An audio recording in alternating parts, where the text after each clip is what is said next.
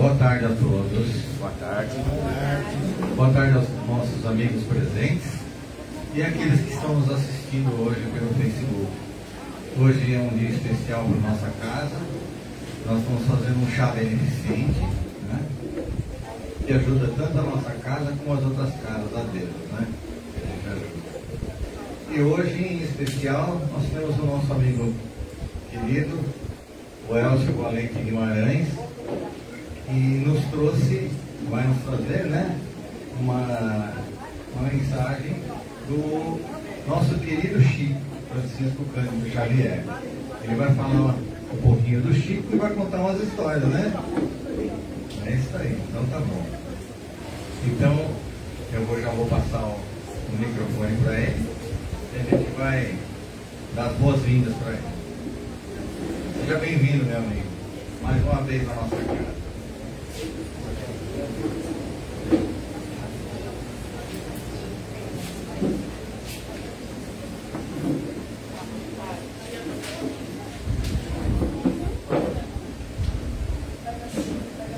Boa tarde a todos. Boa tarde. A gente está entre amigos, amigos queridos. Nós vamos falar hoje do nosso outro amigo querido, né? O Chico Xavier. Engraçado, quando eu era mais novo, tive a oportunidade de até ganhar para conhecer o Chico. E eu sempre deixava para depois. Quando eu tive maturidade para falar, puxa, esse dia ele já tinha ido para o outro lado. Eu não tive a oportunidade de conhecê-lo pessoalmente. Gostaria de ter ido, né? Eu sei que era muita gente, mas pelo menos que eu fosse olhar de longe, mas olha o Chico ali, né? Infelizmente não tive essa. Tive a oportunidade, mas não fui para aproveitá-la. Não. Mas, enfim, a gente tem as obras do Chico que são imortais, que são para sempre. Então nós vamos aproveitando as obras do nosso querido Chico. Bom, o Chico, meus irmãos, é filho de João Cândido Xavier, um vendedor de bilhetes de loteria, e de Maria João de Deus, uma lavadeira, ambos analfabetos. Então, o Chico nasce numa família muito pobre, no interior de Minas. O pai, vendedor de bilhetes, e a mãe, lavadeira. A mãe do Chico, ela é filha também de uma senhora muito simples, muito pobre, que é servente de um hospital lá na região. Então, a família toda pobre, bem pobre. E o pai do Chico teve 9 filhos com essa esposa. Depois teve mais 6, né? Então, ele era bem infértil, né? Como a gente pensa. Então, com o Chico, é o 9, né? Com a mãe do Chico. E o Chico entrou para a escola primária com 8 anos de idade, onde ele estudava de manhã e à noite ele ia trabalhar. E por que ia trabalhar? Porque o padre falou, esse menino está com o diabo no corpo, então ele tem que se ocupar. Ele precisava ganhar dinheiro, o pai ganhava muito pouco. Então o Chico colocou por quê? Por que falavam isso? O padre falava isso? Porque o Chico via os espíritos, ouvia os espíritos, né? Conversava com os espíritos. E ele, muito simples, contava para todo mundo. Então, como achava que ele era louco. Então, o padre falava, esse moleque está com o diabo no corpo, bota ele para fazer alguma coisa assim que der. E naquela época podia, e o Chico, com 8 anos de idade, foi trabalhar na fábrica de tecidos. Ele trabalhava das 3 da tarde até as 11 da noite. Uma jornada de adulto, né? Carregava peso, fazia força, inclusive ele chegou a ter uma dificuldade no programa pulmonar, por conta desse trabalho lá, nessa fábrica, por longos anos. Né? Ele trabalhou dos 8 aos 15 anos nessa fábrica. O programa pulmonar, que depois até o acompanhou por muito tempo. Por conta de inalar aquele pó de tecidos, naquela época não se tinha os cuidados que tem hoje. Né? Então assim começa a história do Chico.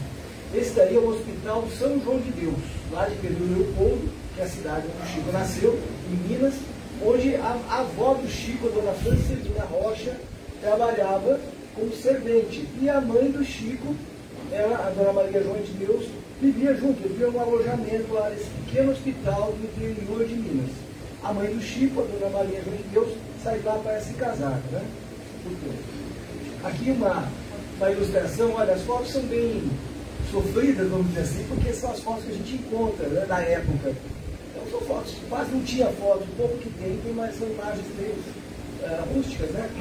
Então a gente vê a estação de Pedro Leopoldo em 1920, o Chico nasceu em 1910. Então 10 anos depois do Chico ter nascido.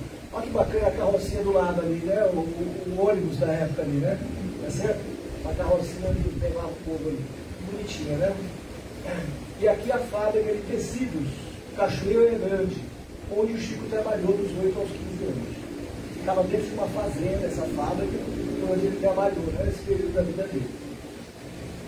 E aqui o Pedro Leopoldo, já a cidadezinha do Chico, em 1930. Então o Chico nessa época já tinha 20 anos. Para a gente ter uma ideia da cidade, né, da singeleza, simplicidade dessa cidade. Aquela cidadezinha, uma rua que vai e outra que volta, né? No caso tem só uma rua, tem a mesma rua que vai e volta, né? Olha só, a cidade bem simplesinha de terra, rua de terra, muito modesta na época. E aqui já na década de 50, a gente já vê a cidade um pouquinho mais, a mesma ruazinha que vai e volta ali no meio, né? Mas as casinhas já mais, coisa mais elaborada, né? A estação já tinha uma cerca, a modernidade chegando, a cidade já melhorando, né? Bom, em 1922, para a gente ter uma ideia do contexto onde o Chico nasceu, onde ele cresceu. Em 1922, quando o Chico estava no 4º ano, ele é premiado no concurso de redação sobre o centenário da independência do Brasil. E o Chico ganhou uma menção honrosa, porque ele fez uma redação maravilhosa. Ele com 12 anos, né? Ele falou, olha, mas só que ele é muito simples, alguém chegou do meu lado aqui e foi ditando, eu só fui escrevendo. Então o Chico ele ganhou o prêmio, mas o pessoal só achou que ele era louco mesmo, né? Falando isso. Aí chegaram a aplicar, inclusive, dele um teste depois. Outro teste. Ah, não é possível, esse menino está enrolando a gente. Botaram ele para o teste de várias matérias, né, várias disciplinas escolares, e o Chico tirou 10. E contou depois, olha, eu não tirei 10, mas tinha uma pessoa do lado aqui que estava me assoprando. Né? Então ele contava ainda por cima, ele podia ficar com mérito, mas desde aquela época ele não ficava com mérito. A gente já vê o quanto ele tinha de integridade, de honestidade, né? Sem querer, que ele era uma criança. Ele podia passar por espertinho, né? Sou eu mesmo, né? Professor, aqui, ó, como eu escrevo mesmo. Ele na singeleza dele, mas na honestidade, já não ficava com mérito. Pai, eu fui bem, mas não fui eu, não sou pai, é que eu fui escrevendo, né? Bom, aí a casinha do Chico, olha só, né? Onde ele nasceu lá em Pedro Leopoldo, e umas crianças, o Chico acho que não está indo nenhuma dessas aí, mas dá para ver a simplicidade, né? A modéstia da habitação onde ele nasceu e onde ele viveu, né? Por um bom tempo. Bom, a mãe do Chico, a dona Maria João de Deus, desencarnou em 1915, quando o Chico tinha 5 anos. É aí que começa realmente a vida difícil dele, mais difícil da vida do Chico. Dos 9 filhos que o casal tinha, 6 foram entregues à criação. Naquela época era assim, você deixava para criação com alguém, né? O Chico foi deixado com a madrinha, a dona Rita de Cássia, que era uma pessoa, segundo a descrição narrativa, uma pessoa muito, extremamente desequilibrada e que judiava absurdamente do Chico. Ela judiava muito. Ele passou muitas privações. Então, o Chico, ele apanhava, segundo ele conta, 3 vezes por dia. Ele a surra da manhã, da tarde e da noite. Ele já ficava esperando, né? Ele conta o seguinte, olha só. Ao me levantar pela manhã, eu não me animava em tomar café. Ficava esperando a primeira surra do dia. Depois sim, tomava meu café com aquela alegria de já ver pago uma parcela. Então o Chico já esperava a surra, que ele, no começo ele apanhava por apanhar. Apanhava. Depois ela falava que ele era, como é que eles falam? Abobado, né? Porque ele via os espíritos e tal, que ele tinha um problema mental e apanhava e pronto também. Né? Então sempre tinha um motivo para ele tomar uma surra. Olha, isso aqui é uma descrição da revista super interessante, de 2015, escrevendo um pouquinho da biografia do Chico, do artigo que eles fizeram do Chico na época. Então, sobre esse momento da vida dele, como ele era tratado pela madrinha. Vestia-o de menina, para humilhá-lo, né? E batia nele diariamente, inicialmente por qualquer pretexto, e mais tarde sob a alegação de que o menino tinha o diabo no corpo. E obrigava o menino ao longo dos jejuns, ele chegava a ficar 2 até 3 dias sem comer praticamente. Descrita como muito severa, muito desequilibrada emocionalmente, uma perturbada, ela açoitava-o com uma vara de marmelo e passou a cravar-lhe garfos de cozinha de dentro. Ela espetava e não deixava ele tirar o garfo, não permitindo que ele os retirasse, o que lhe ocasionou terrível sofrimento. Os únicos momentos de paz que tinha consistiam nos diálogos com o espírito de sua mãe, com quem ele se comunicava desde os 5 anos de idade. Então, quando o Chico ele passava uma surra dessas, ele tinha um consolo. Ele sabia que ele ia encontrar a mãe dele. A mãe dele, que já é desencarnada, né, ela aparecia para ele.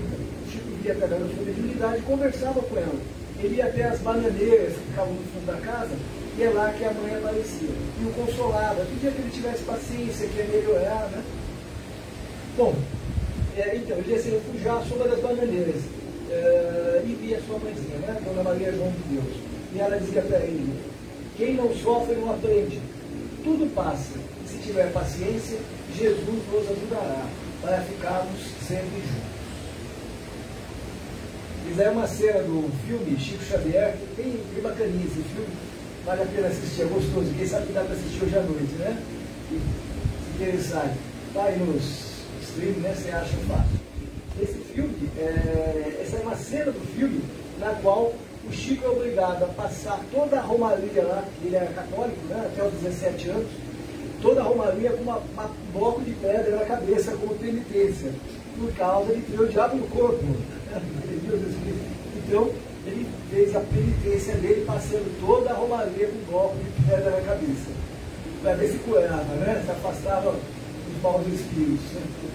Bom, outra cena muito triste também, que marcou a vida do Chico, é que a dona Rita tinha lá uma criança, um sobrinho que ela cuidava, na verdade, já um pouco mais velho que o Chico, tinha uma ferida, uma úlcera na perna que não fechava. Ela levou uma benzedeira, a benzedeira falou assim: olha, essa úlcera fecha se uma criança menor lamber a ferida durante 3 sextas-feiras. Quem vocês acham que lambeu a ferida 3 sextas-feiras?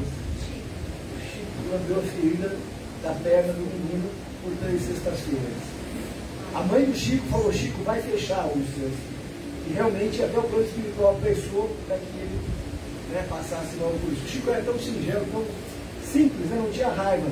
Ele conta que ele pedia, o que ele queria mais era ter uma língua bem grande para que aquilo acabasse logo.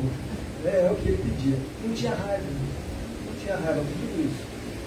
Ele passava muita fome, né? Nós mencionamos. Chegava 2 até 3 dias praticamente sem comer, em jejum. Em muitos casos, como uma das penalidades que a madrinha colocava para ele. E aí, numa dessas situações, o Chico, com muita fome, ele vê a mãe dele aparece para ele, ele reclama que ele estava com fome realmente, e ela fala: calma, Chico, vamos orar, e Deus vai prover. E Chico começa numa prece com a mãe, rezam. Poucos segundos depois, vem da rua um cachorro com uma manga enorme na boca. Põe uma manga no chão e vai embora. O Chico, naquele dia, pelo menos, comeu uma manga, né? E assim vão começando os casos esquisitos, estranhos, né, que aconteciam na vida do Chico. Mamãe, se a senhora vem me ver, falava o Chico para a mãezinha dele, por que você não me tira daqui? Porque você está tão aflito, menino. Tudo no mundo obedece à vontade de Deus. Não perca a paciência, meu amor. Pedi a Jesus para enviar um anjo bom que tome conta de todos vocês, dele e dos demais, né? Filhos dela. Espere, meu filho. E realmente, né? Pouco tempo depois, surge na vida do seu João Cândido, que era o pai de Chico, a segunda esposa, a dona Cidália Batista, a segunda esposa, com a qual ele casa. Né? E logo, a dona Cidália, ela é uma pessoa muito amorosa. Chico considerava a dona Cidália como a sua segunda mãe, realmente. A primeira exigência da dona Cidália para se casar com o seu João Cândido é que ele trouxesse todos os filhos que estavam dispersos para que ela criasse. Então ela criou os 9 filhos dele e tem mais 6 filhos com ele. 6 filhos. Então, ali o seu João, ali a Maria João de Deus, que é a mãe biológica do Chico, e a dona Cidália, que é a madrasta que ele considerava como uma segunda mãe. Ambas morreram muito jovens, né? A Maria João de Deus, com 34 anos, o Chico tinha 5. E a dona Cidália, quando o Chico tinha 21 anos, aos 35 anos, ela também desencarna. O seu João Cândido foi até os 92, né? Casou outra vez ou não? Acho que não. Senão ele ia ter mais uns filhos aí. Forte.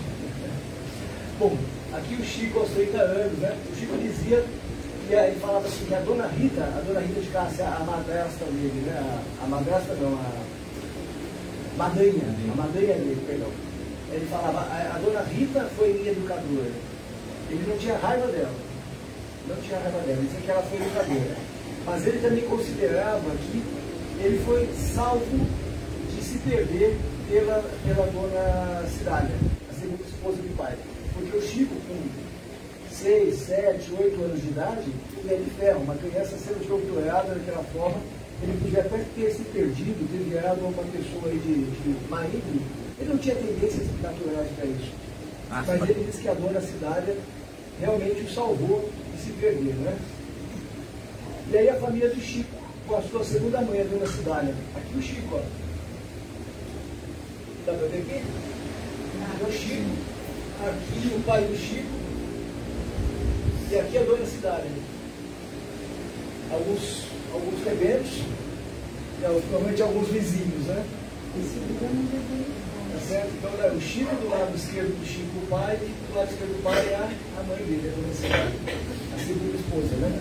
A esposa dele, a madrasta do Chico. Né? É interessante que a dona Cidália, quando chega, né, quando ela é apresentada dos filhos do seu João, ela já logo pergunta, ela tem uma afinidade muito grande com o Chico. Logo de início, os dois sentem uma afinidade muito grande. E ela pergunta, você sabe quem eu sou? E ele responde, sei sim, a senhora é o anjo bom que a minha mãe havia me falado. E desde então, entre os dois, veio o amor puro que o Chico leva por toda a vida. Né? Na verdade, até depois. Quando Dona Cidália Batista desencarna, o Chico diz, Cidália, depois de minha mãe, sem dúvida é o espírito a quem mais devo. Posso dizer que ela conseguiu me resgatar do abismo. Porque ela foi a pessoa que trouxe ele de volta para a vida, fez com que ele resgatasse de novo o caminho, a jornada dele, né? Não se perdesse. Quando ela, Dona Cidália, partiu, percebi que a minha vida nunca mais seria a mesma. Por quê? Porque nela ele encontrou de novo o reconforto, o aconchego, o amor, né? Da mãe. Naquele exato momento eu tive que crescer e criar a minha própria reserva de forças para assumir os filhos dela com meu pai. Ele ajudou a criar os irmãos mais novos, meu pai.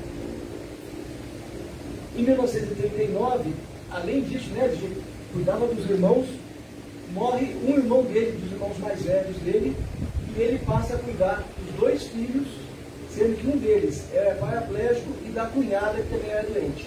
Então a gente vai percebendo quanto o Chico era cuidador desde o começo, cuidadoso, né, e amoroso. Ele cuidou dos irmãos, ele cuidou da cunhada, cuidou dos dois sobrinhos, desde o começo. Nessa época ele tinha 29 anos. Né? Bom, em 1927, voltando um pouquinho no tempo, o Chico ele é apresentado à doutrina espírita. Uma das irmãs do Chico desenvolveu um quadro que foi considerado na época como uma doença mental gravíssima e incurável. O pai do Chico tinha tentado de tudo.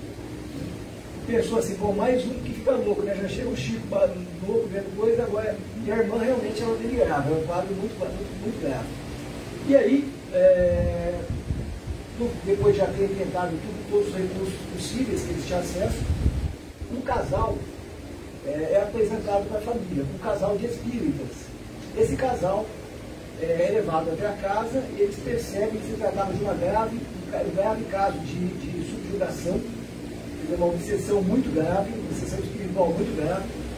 E esse casal passa a fazer sessões na casa do pai de Chico de desobsessão. E durante essas várias sessões, aquela moça recobra a sua sanidade mental, ela fica curada.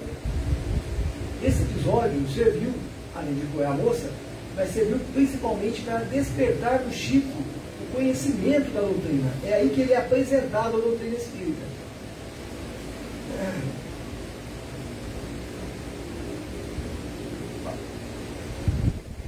Ali funciona, vamos passar por aqui.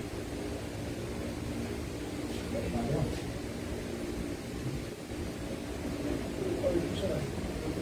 Só um minutinho, gente.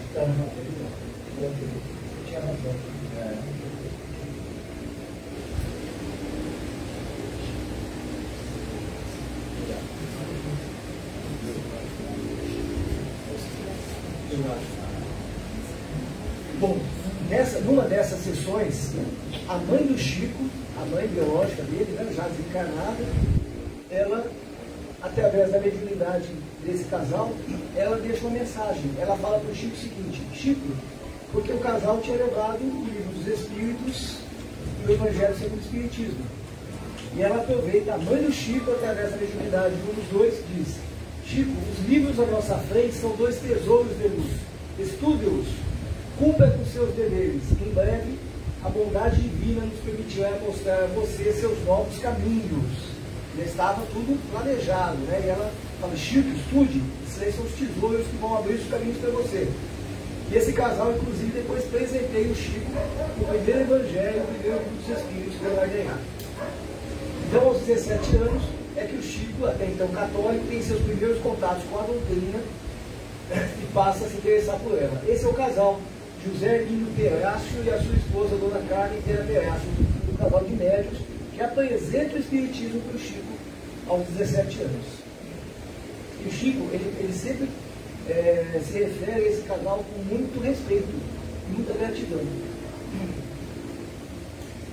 Em 1927, então o Chico tinha 17 anos ainda, é fundado o Centro Espírita Luiz Gonzaga, então nessa outra casa do seu João Cândido Xavier, do pai do Chico, que se faz presidente da instituição. Ele que chamava o Chico de louco, né? Se torna o presidente do primeiro centro dele, onde o Chico ia trabalhar. O Chico deve ter menor de idade, né? E logo o centro já estaria formado e com muito movimento. A mediunidade do Chico logo foi fazendo clientela, trazendo clientela para casa. Bem simples, né, gente? Olha só, a estrutura é bem simbólica, onde tudo começou. Bom, isso aos 17. E aos 25, o Chico já é assunto de jornal. Já estava sendo entrevistado pelo O Globo. E saiu no jornal O Globo, que era talvez o jornal mais importante do Brasil na época, né? Então essa aí é a notícia do Chico, da psicografia do Chico, né?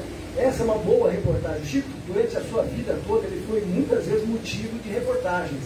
Na televisão, em rádio, né? Teve Pinga Fogo, que é um marco na doutrina, né? Interessante. Jornais e tal. Então esse foi talvez a primeira entrevista significativa onde o Chico foi apresentado. Né? Apresentado, mas era uma coisa ainda meio local. O grande destaque do Chico foi uma reportagem ruim, na verdade, na revista O Cruzeiro, em 1944, alguns anos depois. Foi quando o Chico tomou projeção nacional. Nessa reportagem, um repórter muito famoso, a revista O Cruzeiro era o maior meio de comunicação, o meio escrito de comunicação mais importante que tinha na época. É uma revista muito significativa na época. Um repórter da Nasser, que é tido como um repórter bravo, desbravador, um cara assim, né? Mas na verdade não é bem isso, né? Ele gostava de contar as coisas do jeito dele.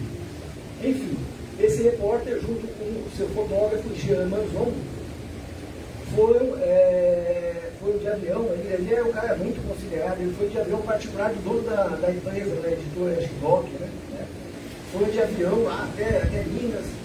E chegaram lá na fazenda modelo, que ia entrevistar o Chico, eles se fingindo de repórteres franceses, falando com sotaque francês. Eles não conseguiram entrevistar o Chico na fazenda. O diretor do Chico trabalhava nessa época como datilógrafo da fazenda modelo. Ele era funcionário público, datilógrafo, né? E o chefe dele não permitiu que a entrevista fosse ali. E eles acabaram depois procurando o Chico na casa dele.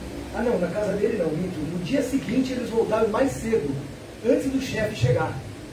Chegaram inclusive ao cúmulo de cortar o fio do telefone da fazenda para que, de alguma forma, ninguém avisasse que eles estavam lá. E aí eles foram direto ao Chico, bem cedo. O Chico já estava lá e se apresentaram então com esses repórteres franceses, né? Até falando, usando um sotaque falsificado de francês, daqui achando que o Chico era bobo, que era um cadeirão do interior e tal, né? E colocaram o Chico até em situações ridículas, tiraram um banheiro com uma banheira, pediram para ele deitar e fazendo de conta que estava recebendo o espírito, fotografaram ele com caras estranhas. Então a revista tem fotos caricatas do Chico, de má fé. E o artigo coloca o Chico como se fosse uma pessoa, um falsário, sabe? Como se a mediunidade dele fosse uma coisa falsa. Bom, esses sujeitos, quando terminaram, o Chico, toda aquela polidez, aquela educação dele, né? Obrigado e tal, né? Ele não sabia que ia sair uma reportagem dessa, né? Mas o Emmanuel já sabia. O Emmanuel, manda ele psicografar, o Chico psicografava até assim, sem muita intuição do que estava fazendo. Ele psicografou 2 livros, acho que foi Parnaso de Aventura, não sei. E deu um para um, outro para outro repórter. Eles pegaram aquilo, nem deram bola.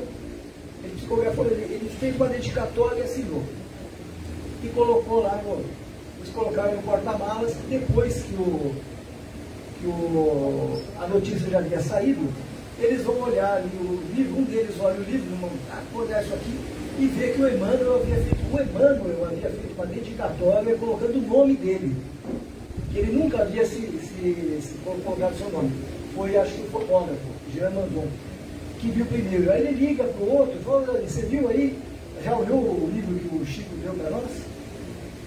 Não olhei. Dá uma olhada lá. Ele abriu a dedicatória, estava também uma dedicatória com o nome dele. O Emmanuel já sabia, eles já sabiam, e aí ele fala: puxa, aí eles caem na real que eles haviam realmente sido injustos com o Chico, mas eles não se retratam. Essa retratação ali uns 30 anos depois, que o Davi Nasser vai reconhecer que isso foi errado e que ele reconhecia como tendo sido a pior coisa que ele fez na vida. Ele vai reconhecer mais 30 anos depois. Até então o Chico passa um vexame, passa por mentiroso, mas como o plano espiritual não perde a oportunidade de nada, de usar as coisas para sempre com fim útil, foi o que projetou o Chico nacionalmente. Porque a revista Cruzeiro é uma revista nacional, de grande alcance. Bem ou mal, aquela história, fale mal, mas fale de mim, ele ficou conhecido. Uma vez conhecido, a partir do momento que ele ia só fazendo bem, começou-se a própria vida do Chico a desmentir isso. Mas ele já era conhecido. Então, foi um dos capítulos bem sofridos com o Chico. Bom, lá em 1915, né, voltando um pouquinho, se encarna a mãe do Chico, né, aos 34 anos, a Maria João de Deus. E em 1935, quer dizer, 20 anos depois, ela psicografa, através do Chico, um livro. É o único livro que a mãe biológica do Chico psicografa. Se chama Cartas de uma Morta. Muito bacana esse livro. E tem um capítulo, aliás, uma carta muito interessante que diz respeito aos médiuns. Porque ela destina essa carta ao Chico, para que o Chico não se envaidecesse da mediunidade. Mas, na verdade, é uma carta que serve para todos os médiuns. Olha só que interessante o que ela diz nessa carta. Tem outras, né? São as cartas de uma morte. Essa é uma das cartas que chama atenção, a gente vai ler, porque diz respeito aos médiuns, a todos nós que trabalhamos na doutrina. Não encales a tua mediunidade como dom. O dom é uma dádiva e ainda não merece os favores do Altíssimo. Olha só o Chico no ensino. Dentro da tua imperfeição.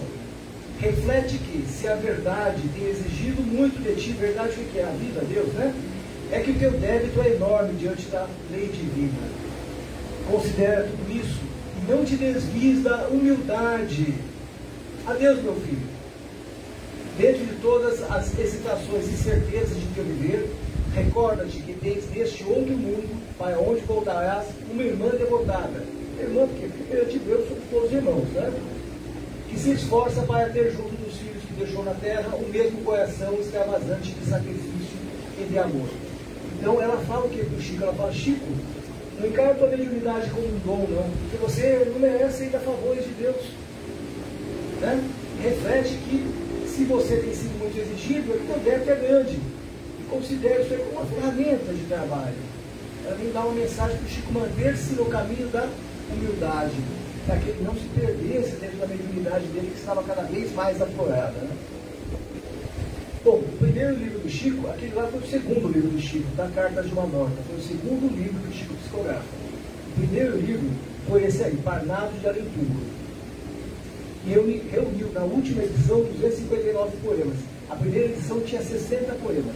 Depois, à medida que as edições iam avançando, o Chico ia acrescentando mais poemas. Em 1950, o Chico já tinha mais de 50 livros psicografados. Bom, e em 2022, esse livro, que é o Marco, que é o primeiro livro do Chico psicografa, comemorou 90 anos. Agora, com 92 anos, o primeiro livro psicografado pelo Chico. O Chico psicografou, aliás, meus irmãos, quase 500 obras. Cada vez descobre mais alguma coisa dele. Hoje chega perto de 500 livros traduzidos em mais de 30 idiomas, que venderam mais de 65 milhões de exemplares. 65 milhões de exemplares. Se nós colocarmos no preço médio de R$35 cada um, se fosse pelo dinheiro de hoje, daria algo em torno de 2 bilhões de reais. 2 bilhões de reais em livros, se fosse pegar pelo preço de hoje. E o Chico não ficava com um centavo disso. Ele psicografava o livro, já passava o direito autoral para um centro, uma casa espírita, uma editora espírita, para a FEB, né, a Federação Espírita Brasileira. O Chico, aliás, ele chegava a ganhar terras, casas, chegou a ganhar fazendas. E não ficou com nada. Ele ganhava e já passava para uma instituição que fazia bom uso daquilo. Em torno de 2.000 instituições se beneficiaram do dinheiro que o Chico, com as obras, né, que ele psicografou, produziu. E a gente às vezes sofre para dar R$10 no centro, né? 10, 20 reais para tirar do bolso, ali, né? Põe ali chorando, né? E o Chico deixou em torno de 2 bilhões de reais, se fosse pegar pelo dinheiro de hoje, um benefício. Fora, lógico, né? O maior benefício não é esse financeiro, né? É a obra em si.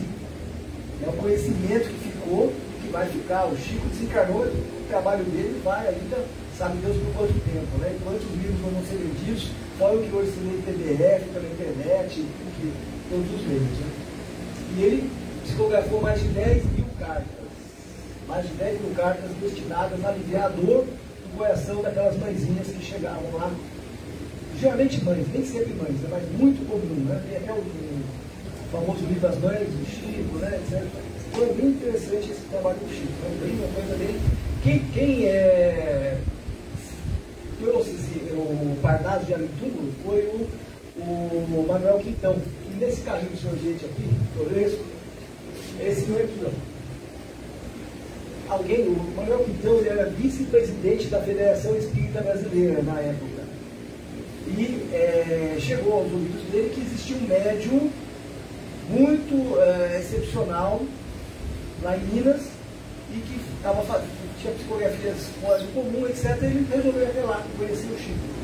Conheceu, se encantou realmente com a serenidade, com a verdade que tinha no trabalho do Chico, e aí ele resolve publicar o Parnaso de Alitudo. E aí está aí, no carrinho de sorvete do lado do Chico, né? Ali do lado dele é o Chico, né? Jovenzinho aí, e lá pensando, né? Aí Pedro Leopoldo. Aqui eu falei de um anjo. O Chico, gente, ele tinha uma carinha redonda nessa época, né? Como todo bom mineiro, eu gostava do pão de queijo, um bolinho, certo? Um cafezinho, um docinho. O Chico gostava do docinho. E ele chegou a pesar 100 quilos. Era mais 100 quilos. Né? Nos momentos, né, quando ele era jovem, nessa época, 30, 35, 40 anos. Tirou o atraso, né, da época lá que ele passou aperto. Depois, lógico, mais velhinho, a gente ia ter aquela ideia, aquelas fotos do Chico magrinho, né? Bem magrinho. Mas ele chegou a pesar 100 quilos. Aí em 1952 também, bem perto daquela foto, ele era fortinho. Aos 60 anos, já mais magrinho. Bom, um capítulo muito interessante é esse de 1976, quando o Chico psicografa o depoimento de Henrique Manuel Gregóris. O depoimento de um sujeito, de um jovem que havia sido assassinado pelo seu melhor amigo. Acontece que esse melhor amigo dele, o menino, esse daí tinha acho que 17 anos quando morreu, quando desencarnou. O outro já tinha 18 anos. O outro menino, a família estava revoltada, os pais, o Henrique, estavam revoltados e, lógico, estavam fazendo de tudo para que o rapazinho ficasse preso. Bom, acontece que o amigo falava que não, que aquilo havia sido um acidente, que eles haviam pego a arma, que o pai do próprio Henrique tinha em casa, uma arma, estavam vendo a arma e brincando com a arma, e que a arma disparou e matou o rapaz. Mas eles não acreditavam nisso, achavam que ele estava com muita raiva e que realmente que ele fosse acusado e cumprisse sentença por espera. Acontece que o Chico recebe, no final do programa Pinga Fogo, o pai desse do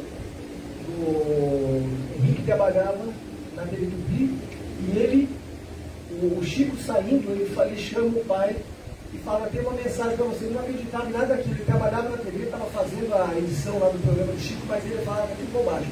O Chico chama ele e fala, você pode me aguardar um minutinho? Ele vai lá, numa salinha, o pai do jovem que já havia morrido, lá emburrado, raiva, né? Tá bom, espera. Ele psicografa uma carta, que é exatamente uma psicografia do filho dele, explicando o que havia acontecido, com detalhes que o Chico não podia conhecer. E ele estava muito amargurado, e a esposa dele muito mais amargurada ainda. É inconsolável a esposa. Quando ele lê aquela carta, ele entende a verdade do trabalho do Chico, e leva aquela carta até a esposa. A esposa já havia procurado o Chico em outras oportunidades, e ela acreditava, né, no trabalho do Chico, mas não havia recebido nada consistente. Quando eles leem aquela carta, onde o jovem explica toda a situação em detalhes, e fala detalhes da família, tudo, eles percebem realmente que havia sido um acidente, e o próprio pai do Henrique apresenta em juízo a carta. E essa carta, ela serve para poder inocentar o João Batista. E o juiz aceita a carta como prova e inocenta o João Batista. Então é um caso de um documento mediúnico usado no fórum, usado no tribunal com sucesso. Né? Olha aí, até um jornal da época. Né?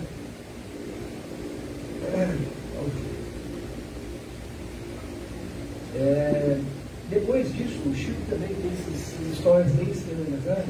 Envolvendo a justiça. Uma delas acabou até virando um livro, a psicografia ante os tribunais. Esse foi o caso de Humberto de Campos. O Humberto de Campos ele psicografava através do espírito, já um famoso Humberto de Campos, escritor, poeta, né? Ele psicografava através da mediunidade do Chico, ele já desencarnado.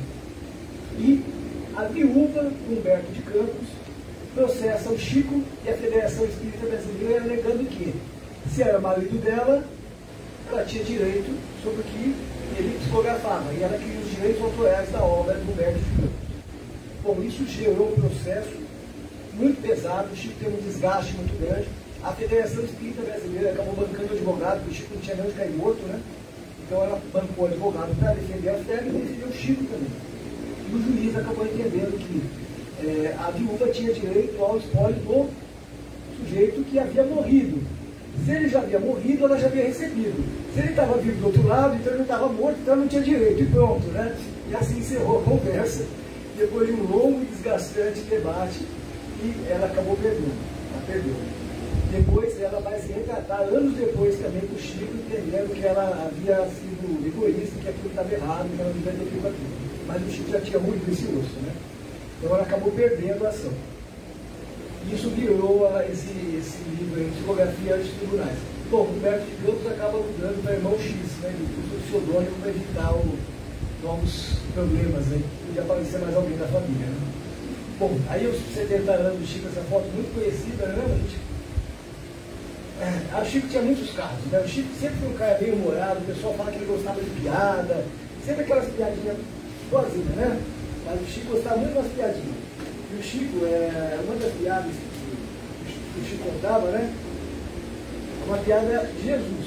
Olha só, esse Chico contava a piada de Jesus. O Chico contava que o sujeito desencarnou e chegou lá no céu e foi falar lá com São Pedro. Ô São Pedro, eu não sou tão ruim assim, tal, tá certo que na Terra eu era bandido, assassino, eu fazia tudo errado, não ajudava ninguém, mas eu não era tão ruim assim, né? Não, meu amigo, o seu lugar tá no inferno mesmo, viu? Você pode pegar naquele corredor ali, que é o corredor do inferno. Não, mas eu não sou tão mal. Uma vez eu dei 50 centavos pro mendigo. Vá, não tem nada disso na sua ficha, deixa eu olhar.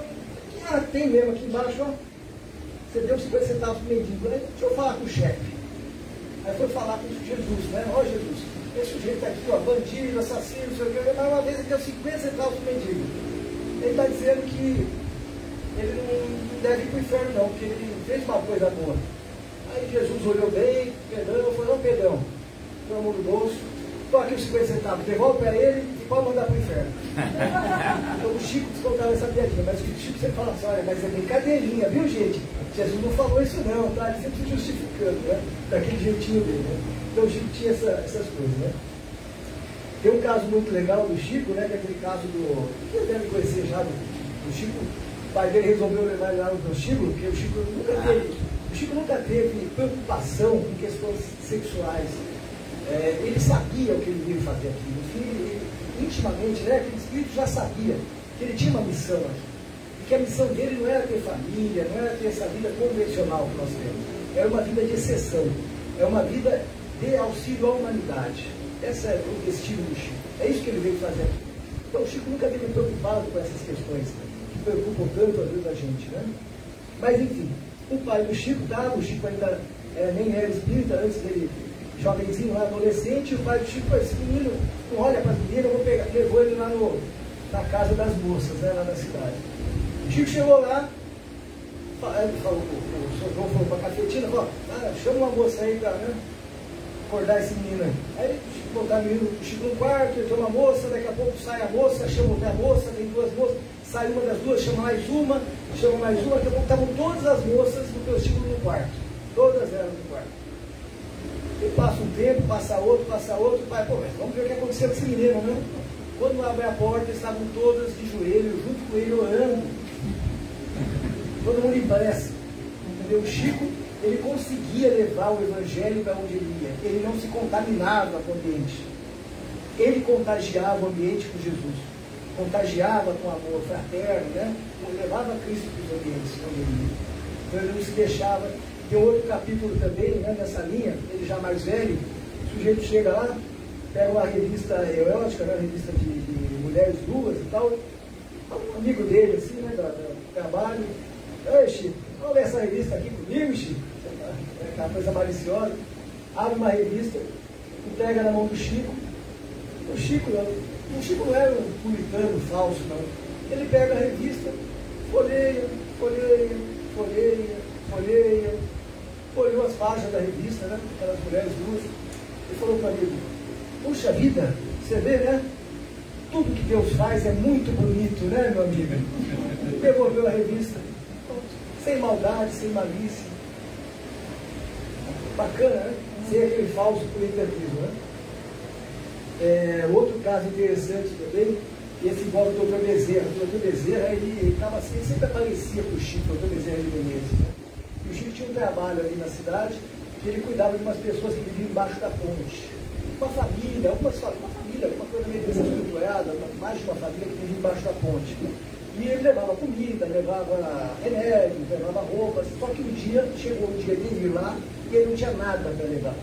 E o Chico, ele me deu o trabalho dele na tecelagem. Segundo, ele trabalhou dos 8 aos 15 na tecelagem, dos 15 aos 25 de balconista numa venda. E depois, dos 25 até se aposentar, ele foi datilógrafo da Fazenda Modelo, do servidor público, né? E aí, enfim, ele não tinha, o pouco que ele tinha, ele dividia com os outros. Chegou o momento de levar os alimentos lá, ele não tinha nada para levar. E aí ele fala, não vou hoje. Aí vem o Dr. Bezerra e fala, não, Chico, vai sim. Mas, Dr. Bezerra, eu não tenho nada para levar hoje, não tenho nada. Enche garrafas de água e leve água fluidificada. Conta que o Chico, quando fluidificava a água ficava até leitosa, né? A água mudava até de tonalidade, mas enfim. O Chico fez a prece, orou, pegou aquelas garrafas d'água e falou, bom, vou levar isso mesmo, é o que veio, o Dr. Bezerra mandou, vou fazer, né? Vou passar um carão, vai fazer o quê, né? Chegou lá, o pessoal, um deles até embaixo da ponte se exaltou, falou, você não tem vergonha, onde já se viu aqui trazer água? Aí o outro defendeu o Chico, não, mas ele sempre vem, ele traz mantimentos, hoje ele não tem nada, vê se respeita ele, não sei o quê. E no meio dessa polêmica, começa a buzinar um caminhão em cima da ponte, buzina, aí sobe um deles lá, o que você quer? Pô, tá, eu quero falar com o seu Chico, ele está aí, o seu Chico Xavier? Tá assim, aí sobe o Chico lá na ponte e fala, o senhor Chico Xavier? Eu sou. Olha aqui, eu estou com essa encomenda aqui, que uma pessoa de São Paulo, que disse que o senhor ajudou muito ele, curou a filha dele, mandou esse caminhão de mantimento para o senhor aqui. E aí o Chico resolveu o problema, né? Mas o Chico pergunta para ele, mas como é que o senhor me achou aqui, pô? Estou aqui embaixo da ponte, como é que você veio me achar embaixo da ponte? Aí eu fui lá na sua casa, o senhor não mora na rua tal, no meu tal? É, eu fui na sua casa e minha casa está fechada, não tem ninguém. Sim, mas tinha um velhinho na frente da casa, um velhinho de barba, e eu perguntei se ele era do meu Bezerra, ele falou, não, mas ele está em tal lugar, então ele falou que você estava, eu vim aqui. Aí o Chico na hora já sintonizou no doutor Bezerra, né? E se materializou e falou onde ele estava. Então o doutor Bezerra não mandou o Chico lá para passar carão, né? Mandou levar água purificada, mas sabia que ia chegar o mantimento. O Chico distribuiu o mantimento, e lógico, sobrou muito, para ajudar outras famílias também. Então o Chico tinha esses casos, né? Esses casos muito diferentes, né?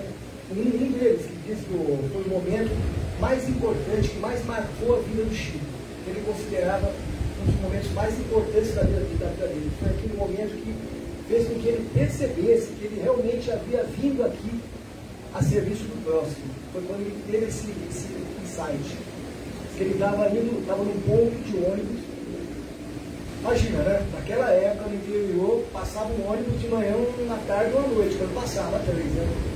Enfim, o Chico ia fazer um concurso para aumentar o seu salário quase 3 vezes. Ele era datilógrafo, então ganhava um pouquinho, e tinha um concurso interno lá, que era uma repartição pública, ele ia ter a oportunidade de ganhar mais. Estava no ponto de ônibus, o que acontece? Vem o ônibus, está chegando ônibus, o Chico, vou pegar o ônibus, tem uma criança correndo do outro lado, seu Chico, preciso falar com o senhor, seu Chico. O Chico, e agora? Entro no ônibus, vou atender a criança. Eu entro no ônibus, perco minha oportunidade de promoção. Aí o Chico pegou e falou, tá bom, vou atender a criança. O ônibus passou, né? Aí o Chico começa a falar, e aí, meu filho? Pois não, o que você quer? Ah, seu Chico, eu queria te dar um beijo. Então me dê muito, meu filho, já que você perdeu o ônibus. Dá um monte de beijo, filho. Ah, eu amo muito o senhor e tal. E o senhor é maravilhoso. E nesse momento o Chico é que cai a ficha dele. Ele percebe que eu não vim nesse mundo atrás de coisas materiais. Eu não estou aqui para fazer concursos, para ter promoções. Eu estou aqui para servir o próximo. É que ele percebe realmente isso, né? Então, esse foi o momento, lógico, final. Realmente o Emmanuel já está soprando, né? Soprando para ele lá isso aí. Aí o Chico já aos seus 75, 80, 90, né? As imagens a gente tem mais na nossa mente, do Chico já mais velho. E o Chico desencarna em Uberaba, 30 de junho de 2002, aos 92 anos. Ele dizia que ele ia desencarnar quando o Brasil estava feliz. E desencarnou, né? Esse foi o dia em que o Brasil ganhou o pentacampeão mundial. Bom, ali está o Ronaldinho, né? E o outro, como é chamado? Rivaldo. Ronaldo e Rivaldo. Beijando, né? A taça. E o Chico, 10 horas depois que o Brasil havia sido consagrado campeão, o Chico desencarna às 7h30 da noite, no mesmo dia. Ninguém prestou muita atenção, né? Ele queria sair de fininho. Estava todo mundo pensando na Copa. Sair de fininho. Cumprir a missão dele. Diz que o Chico era para ter desencarnado antes. Mas como o Chico ele ficou doente, gravemente doente, várias vezes. Quase desencarnava, mas não desencarnava. Aí quase desencarnava, mas não desencarnava. O Emmanuel conta que eram as preces das mães que ele havia consolado, que o seguravam e davam mais um tempinho, davam uma moratória para ele, para que ele pudesse trabalhar um pouquinho mais, ajudar um pouco mais as pessoas e também se beneficiar um pouco mais, também sair daqui com um pouco mais de crédito perante Jesus. E conta-se que quando ele desencarnou, quem veio receber o Chico? O próprio Jesus. O próprio Cristo veio receber o Chico. Então, isso é os fortes, né? O Cristo veio receber Paulo de Tarso, né? A Maria de Magdala, não ia receber, não ia receber qualquer perto assim, mas o Chico, né? É outros, assim, certo? Então o Chico desencarnou quando o mundo estava feliz. É isso aí. Então vamos agradecer a Deus porque tivemos a oportunidade de ter entre nós esse maravilhoso médium, né? Esse maravilhoso exemplo. E que ele receba aqui a nossa vibração de amor, de carinho, de respeito, de consideração, né? Ele deve estar muito bem para que receba um beijo no coração de todos nós, né? Um beijo no coração. É isso aí, ótima semana para todos nós.